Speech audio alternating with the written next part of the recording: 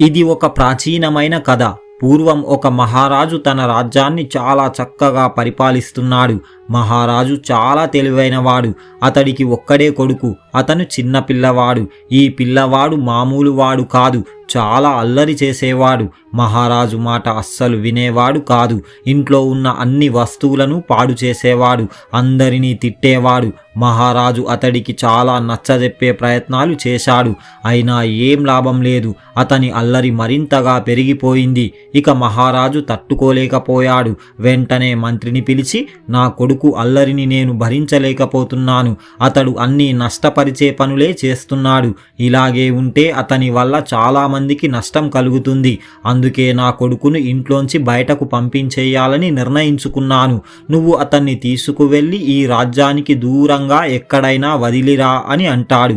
మహారాజు ఆజ్ఞ మేరకు ఆ మంత్రి ఆ పిల్లవాడిని తీసుకువెళ్ళి దూరంగా వదిలేశాడు.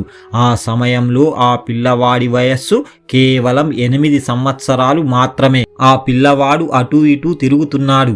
ఏం చెయ్యాలో, ఎటు వెళ్ళాలో ఏం అర్థం కావడం లేదు.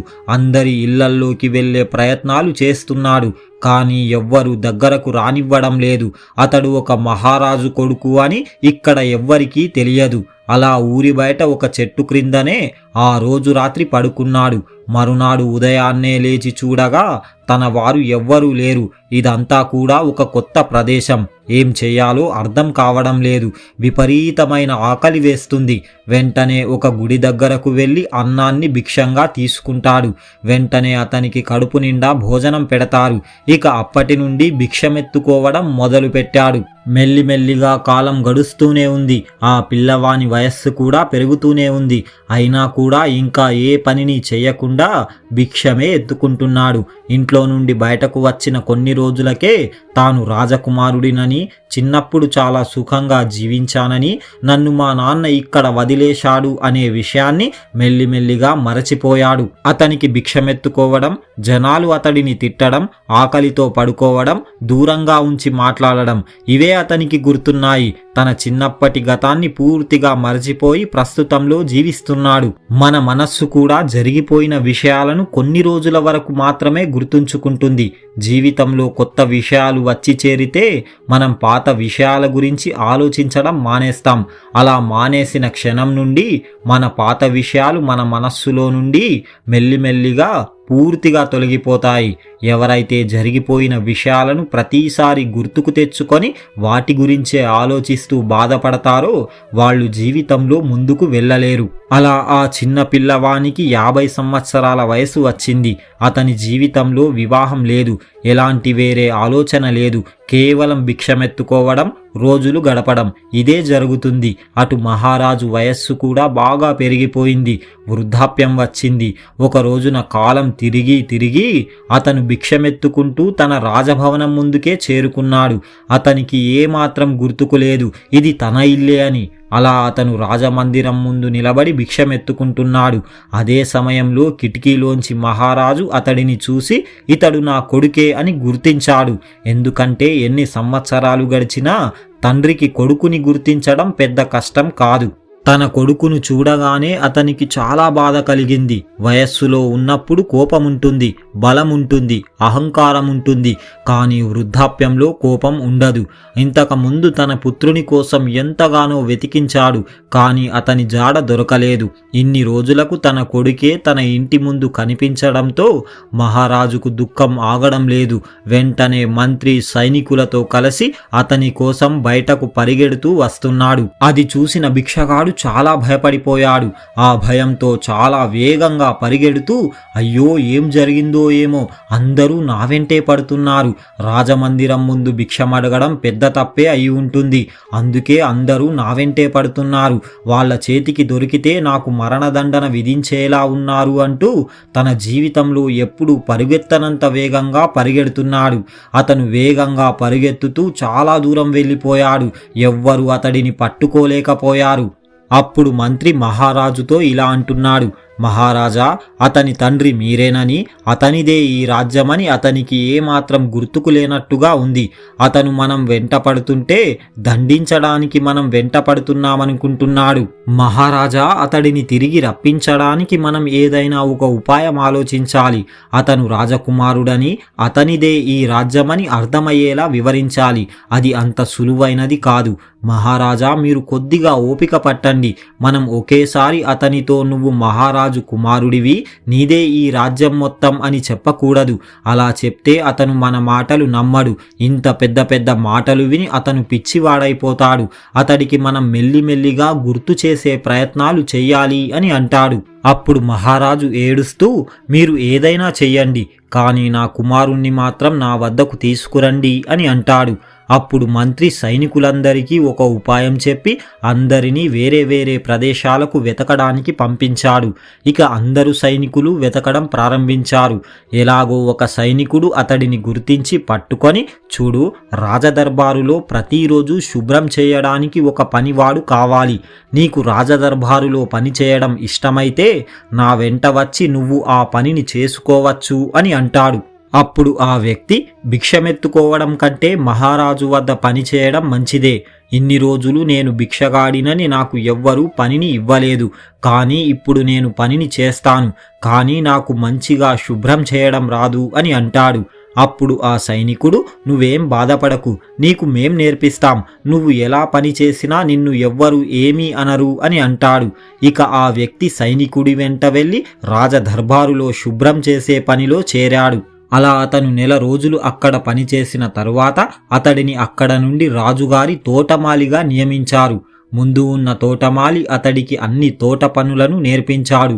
అలా ఆ వ్యక్తికి చాలా ఆనందం కలిగింది. నేను రాజుగారి తోటలో తోటమాలిని, నేను చాలా గొప్ప ఉద్యోగమే చేస్తున్నాను అని తన మనస్సులోనే సంతోషిస్తున్నాడు. అప్పుడప్పుడు మహారాజు తోటలో విహరించడానికి వచ్చి ఆ వ్యక్తిని చాలా మెచ్చుకునేవాడు. తోట పని చాలా బాగా చేస్తున్నావు అంటూ మెచ్చుకునేవాడు. అది చూసి అతడు చాలా గర్వపడేవాడు. మహారాజు నన్ను మెచ్చుకున్నాడు అంటే నాలో చాలా విషయం ఉంది అంటూ పొంగిపోయేవాడు. అలా కొన్ని రోజులకే అతడిని నేరుగా రాజుగారి ఖజానా ఉండే గదికి ముఖ్య అధికారిగా నియమించారు. అతని ఆనందం మరింతగా పెరిగింది. ఈ ఉద్యోగానికి నేనే అర్హుడిని, నాకు చాలా తెలివి ఉంది కాబట్టే నన్ను నమ్మి ఇంత పెద్ద బాధ్యతను నాకు అప్పగించారు అని అనుకుంటున్నాడు. ఆ తరువాత 2 నెలలకే అతడిని నేరుగా మంత్రిమండలిలోకి తీసుకున్నారు. ఇక అతను రాజుగారి ముందే కూర్చుంటున్నాడు.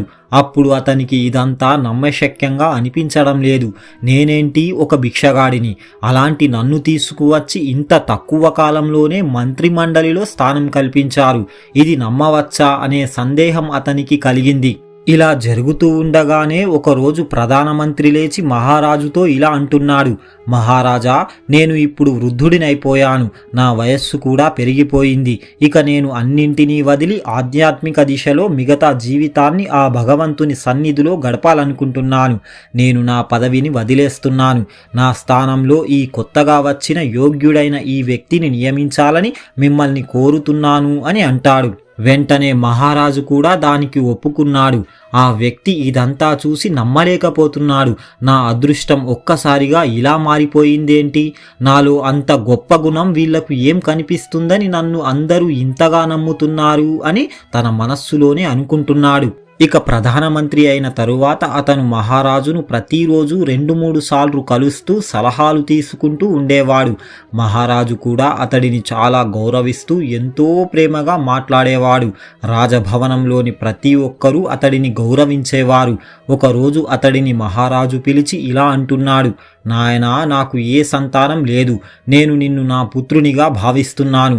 నా తరువాత నిన్నే ఈ రాజ్యానికి మహారాజును చెయ్యాలనుకుంటున్నాను. ఈ రాజ్యం మొత్తం నీకు రాసి ఇవ్వాలనుకుంటున్నాను అని అంటాడు. ఒక్కసారి ఆలోచించండి, ఎక్కడ ప్రతిరోజు భిక్షమెత్తుకునే ఒక భిక్షగాడు, ఎక్కడ మహారాజు ప్రతిరోజు ఒక్క రొట్టె కోసం ఇల్లు ఇల్లు తిరిగి కడుపు నింపుకునేవాడు. ఈరోజు మొత్తం రాజ్యానికే మహారాజుగా ఉండే అదృష్టం లభించింది. ఇక ఒకరోజు మహారాజే అతని వద్దకు వచ్చి, నాయనా, ఇక నేను సన్యాసం తీసుకోవాలనుకుంటున్నాను. ముందు చెప్పినట్లుగా నువ్వే ఈ రాజ్యం బాధ్యతలను స్వీకరించు అంటూ ఎంతో గొప్పగా అతడిని మహారాజుగా సింహాసనం మీద కూర్చుండబెట్టాడు. ఇక అతను ఎంతో చక్కగా రాజ్యాన్ని పరిపాలిస్తున్నాడు. ఇలా కాలం గడుస్తూనే ఉంది. ఒకరోజు వృద్ధ మహారాజు అతని వద్దకు వచ్చి తన కుమారునితో ఇలా అంటున్నాడు, నాయనా, నేను నీకు ఒక నిజం చెబుతాను. నాయనా, నువ్వు వాస్తవానికి నా స్వంత కుమారుడివే. నిన్ను చిన్నప్పుడే నేను కోపంతో దూరంగా వదిలేశాను. నువ్వే నా వారసుడివి. నీదే ఈ రాజ్యం. నీకు ఒక్కసారిగా ఇంత పెద్ద విషయం చెబితే నువ్వు నమ్మేవాడివి కాదు. అందుకే మాకు ఇంత సమయం పట్టింది. ఇదే మాట నీకు మొదటి రోజే చెప్పాలనుకున్నాం. కానీ నువ్వు ఆ రోజు చాలా వేగంగా పరుగెత్తి వెళ్ళిపోయావు. ఆ రోజు నిన్ను పిలవడానికే నిన్ను వెంబడించాం. ఆ రోజే నిన్ను మహారాజుగా చెయ్యాలనుకున్నాం అని అంటాడు. అప్పుడు ఆ వ్యక్తి, మీరు మంచి పనినే చేశారు. ఒకవేళ మొదటి రోజే నాకు ఈ విషయం చెప్పి ఉంటే నేను నమ్మేవాడిని కాదు. నేనైతే చిన్నప్పటి విషయాలను పూర్తిగా మర్చిపోయాను. ఈరోజు మీరు ఆ విషయాలన్నీ చెబుతూ ఉంటే మెల్లిమెల్లిగా నాకు కూడా కొన్ని జ్ఞాపకాలు గుర్తుకు వస్తున్నాయి.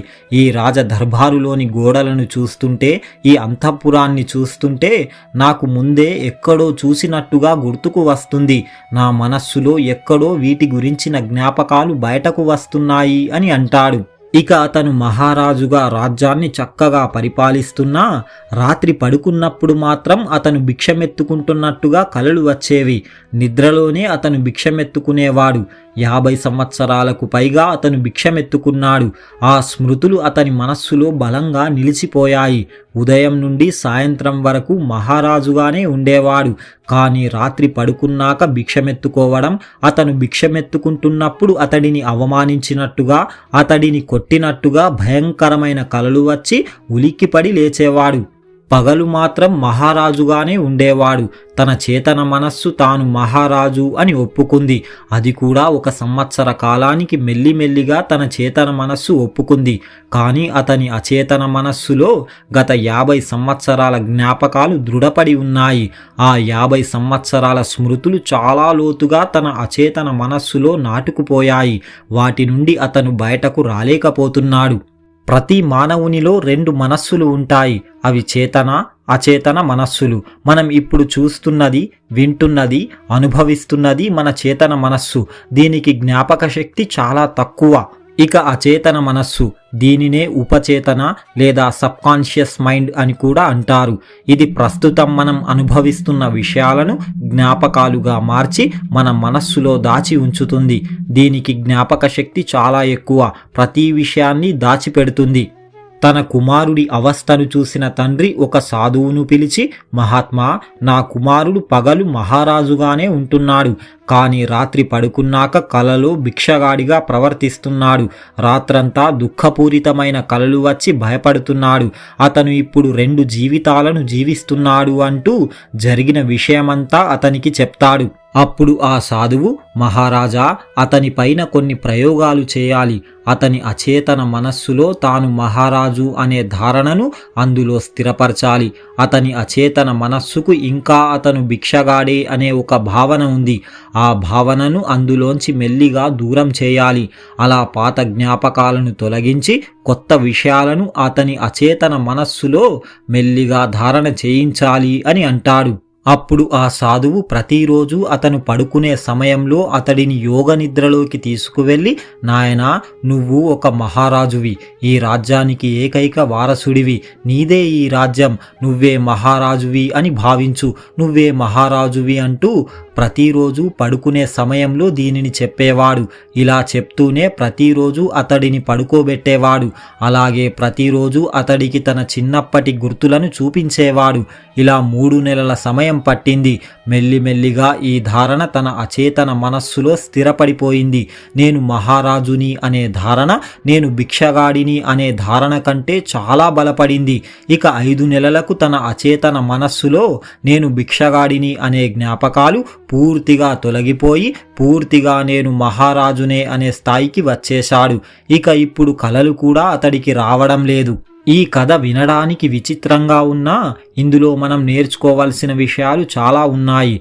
మన అందరి పరిస్థితి కూడా ఇదే. మనమందరం పరమాత్మ స్వరూపులం. మన ఆత్మ స్వయంగా బ్రహ్మే. కానీ మనం మరచిపోయాం. దీర్ఘకాలం మరచిపోవడం వల్ల మనల్ని మనం ఒక సాధారణ మానవునిలాగా భావించుకుంటున్నాం.